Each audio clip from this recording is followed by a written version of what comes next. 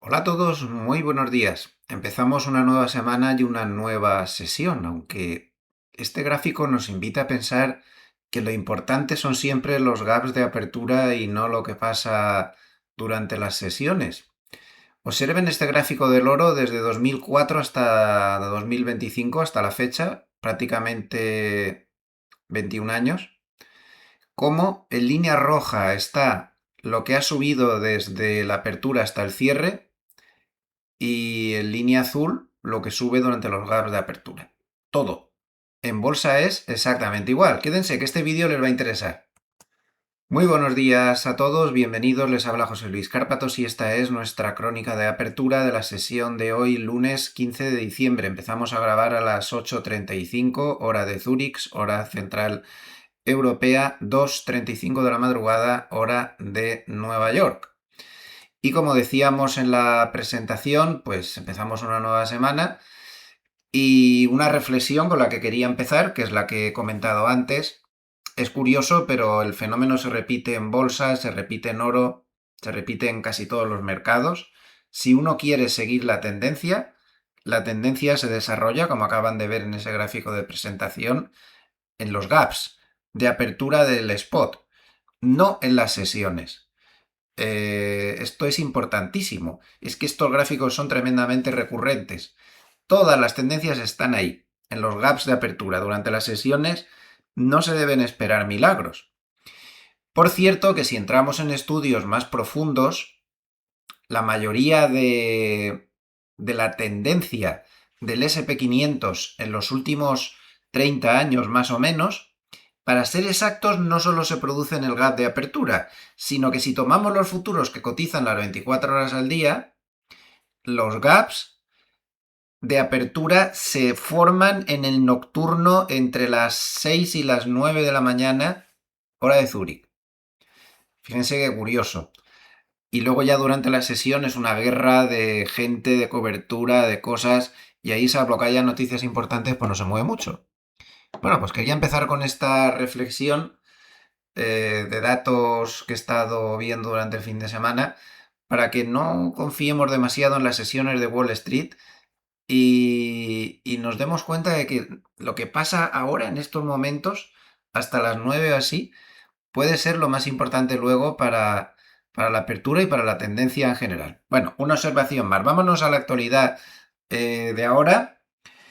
Seguimos en un mercado que sigue desconfiando profundamente de la inteligencia artificial. Al final, el viernes acabó todo como Rosario de la Aurora. Nvidia menos 3,27, Amazon menos 1,78, Meta menos 1,30, Microsoft menos 1,02. No se fía a la gente de la inteligencia artificial. Seguimos con lo mismo, ve demasiado gasto, ve mucha dificultad para recuperar el dinero y todo esto ha estado lastrando a Asia durante toda la noche. Además, ha aumentado este mal ambiente con la inteligencia artificial por los malos datos macro que hemos tenido en China. Bastante malos. Por un lado, el de producción industrial, que en interanual ha quedado en 4,8% cuando se esperaba 5%, y el de ventas al por menor, que ha quedado peor aún, 1,3% cuando se esperaba 2,8%. Además, los datos inmobiliarios han sido muy malos, una bajada de la inversión inmobiliaria interanual del 15,9% y con un Fondo Monetario Internacional que está diciendo que para sanear el sector inmobiliario China tendría que gastar un 5% de su Producto Interior Bruto. Como vemos, no están las cosas nada bien por allí. Y entre esto y las dudas sobre la inteligencia artificial, pues la noche muy buena no ha sido y hemos terminado con el Nikkei cayendo bastante, el 1,31% y la bolsa china bajando más moderadamente un 0,36%. A pesar de esto, salvó un poco la sesión del viernes, pues las compras de última hora. Se vio, por ejemplo, un MOC bastante comprador, 3.000 millones de dólares. Posiblemente creen en Goldman que esos fueron los CTAs que siguen comprando, que como no está la cosa demasiado mal, pues están comprando de una manera moderada o no tan moderada durante todos los días, y de ahí que el MOC esté positivo pese a la debilidad. Al margen de esto de la inteligencia artificial y estos malos datos macro en China, el mercado va a estar muy condicionado por los datos macro importantísimos que se van a dar esta semana. Por fin se va a poner el mercado al día de datos y vamos a tener el martes el dato de empleo de noviembre, que no se quiso dar antes de la reunión de la Reserva Federal. Esto hace pensar que quizá pueda ser mejor de lo esperado. Y el jueves tendremos el dato de IPC. Eso sí, advierten varios bancos de inversión que los datos van a ser muy sospechosos, no en el sentido de que los intenten manipular, sino de que debido al lío que ha habido ahí con el cierre del gobierno, es muy posible que la recopilación de datos, sin mala voluntad, pues sea dudosa. Y seguramente hasta la recopilación de datos de diciembre, que se publicará en enero, pues no se va a tener una imagen clara. Lo que quieren decir los bancos de inversión es que la metodología se puede resentir mucho, que ya de por sí es bastante mala, se puede resentir mucho por las lagunas que ha habido de recopilación de datos al estar cerrado el gobierno. Y les vuelvo a recordar otra cosa, estamos muy confiados con eso del cierre del gobierno, pero hay que recordar que el 31 de enero vence el acuerdo temporal que tienen, por lo tanto, lo normal es que volvamos a las mismas, que volvamos otra vez a los cierres del gobierno en poco más de mes y medio. Así que, bueno, pues muy importantes estos datos, pero con ese condicionante. Tampoco olvidemos una cosa para mí casi tan importante como los datos, y es que el viernes tenemos vencimiento trimestral de derivados. Y eso es muy importante y va a condicionar muchísimo a los mercados. Si el mercado tiene pretensiones de girar en serio en alguna dirección, lo normal es que lo haga tras el vencimiento y no que no cambie antes la misma semana del vencimiento. Eso es muy, muy raro. Los giros se suelen dar tras la semana del vencimiento cuando hay que cambiar radicalmente de tercio. Hemos tenido en Japón un dato de Tankan que aunque ha quedado en línea con lo esperado, ha sido el mejor en 4 años y esto refuerza la idea de subida de tipos. Esta es otra de las grandes citas de esta semana, el viernes, la reunión del Banco Central de Japón que va a subir tipos y eso yo creo que ya está descontado, pero desde luego muy bueno no es para los bonos. Hablando de más noticias de inteligencia artificial, se cree que China finalmente no va a aceptar los H200 de Nvidia, que va a preferir su propia industria local y no que le den chips relativamente de segunda división. Y por lo tanto, pues lo normal es que Nvidia no consiga reactivar sus ventas en China. Esto es lo que se dice al menos a estas horas. Estados Unidos y México han llegado a un acuerdo sobre el agua del Río Grande. Saben que aquí había otra vez una trifulca y por lo tanto Estados Unidos anula la amenaza de arancel del 5% que había dicho. Va a ser importante también durante la semana ver si Trump ya de una vez decide quién es el nuevo presidente de la Reserva Federal. La pugna está entre Kevin Hassett y Kevin Wars. El mercado prefiere a Kevin Wars, porque es de la cuerda también, pero ha sido ya gobernador de la Reserva Federal y suena como más moderado. Hassett suena como más marioneta de Trump. Y encima Hassett ha dicho este fin de semana que por supuesto considerará y escuchará las opiniones políticas que dé Trump, sin comentarios, pero que la Reserva Federal será independiente. Desde luego no se lo cree ni el que asó la manteca lo que acaba de decir. Que la Reserva Federal sea independiente puede ser porque aún quedan muchos que no son de la cuerda, pero si por él fuera muy independiente, evidentemente no sería. Más cosas.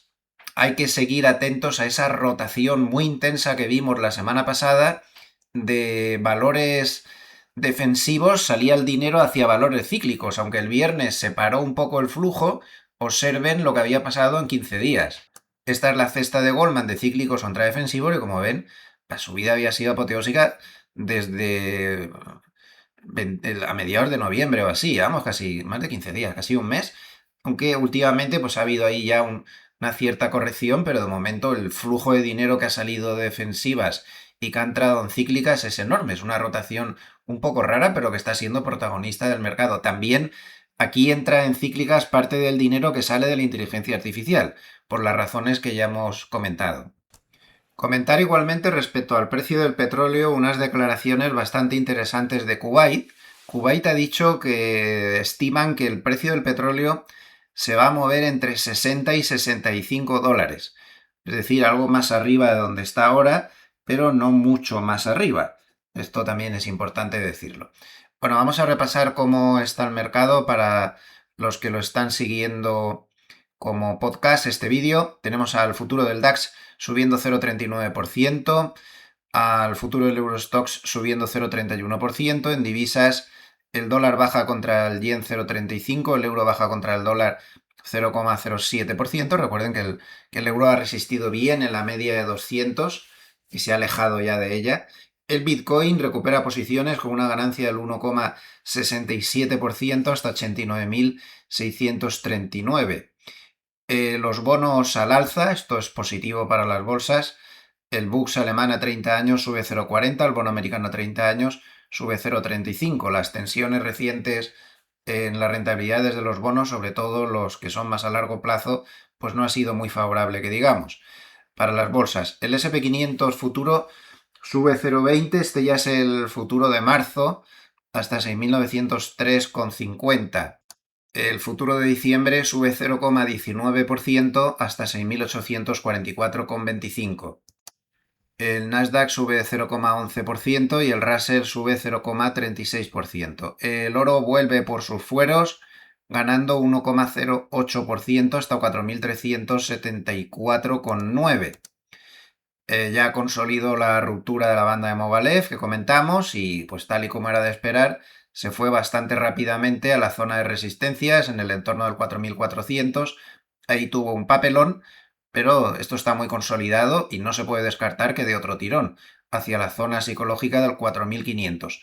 Como soporte vamos a tomar la banda de Movalev inferior en 4.266. El sistema nos está dando compra, pero nos da compra por encima de este máximo, justo a la altura de la resistencia, por lo tanto vamos a esperar un poco.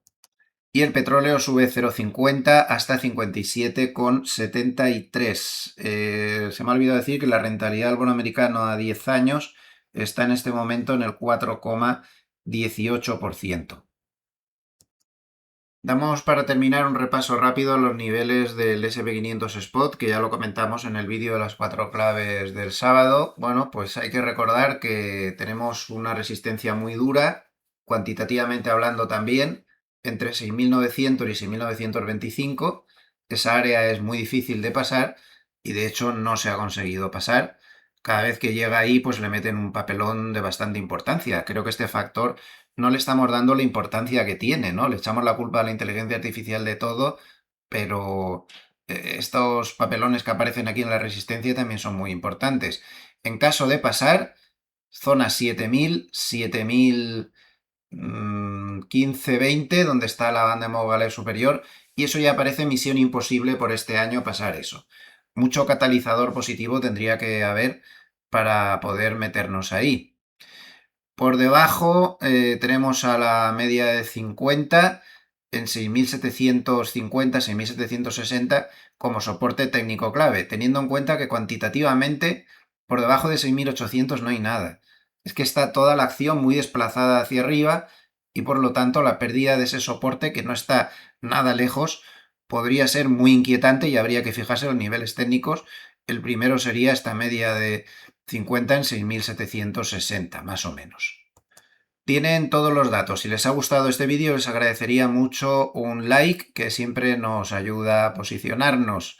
Muchísimas gracias a todos los amables escuchantes que nos siguen desde todos los rincones del mundo donde se habla español y hay interés por las finanzas. Les envío saludos afectuosos desde Suiza y les deseo que la semana que empieza, pues que sea muy buena. Feliz Navidad a todos. Gracias. Hasta pronto.